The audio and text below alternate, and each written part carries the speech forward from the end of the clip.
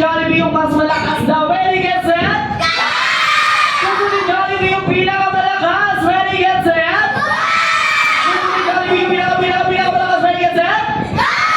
Gusto ni Jollibee yung pinakamalakas. Ready, get set? Gusto ni Jollibee yung pinakamahina. Ready, get set? There you go. Hindi naman pala yung mga kids natin. And how natin, listen. Magkakapag hands down na tayo. Ready? 1, 2, 3, hands down. Bitaw-bitaw tayo ng kamay. Bitaw-bitaw na po tayo ng kamay. Bitaw-bitaw. Okay, so now, sino po ang nakakaalam dito kung paano mag-add ng numbers? Who know how to add numbers? Taas kamay. Sino marunong mag-add ng numbers ng class? Sino? Very good. Testing na natin. 1 plus 1. 2 plus 2. 4 plus 4.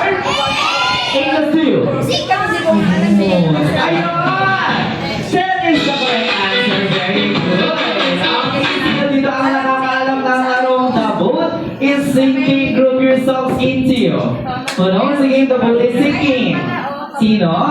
Very good sa mga nakakaalam. Sa mga hindi nakakaalam, you're going to listen to Kuya Ken for our mechanics. Okay, so yes, listen. When I see the boat is sinking, group yourselves into, at nagsabi ko ako ng number, like for example, 8 to 2. So you're going to find a partner, you're going to form a group with 2 players. Okay, let's test it.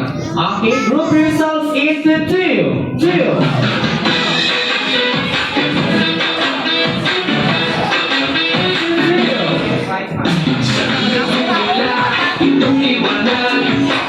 Okay, very good. Group yourselves into 3.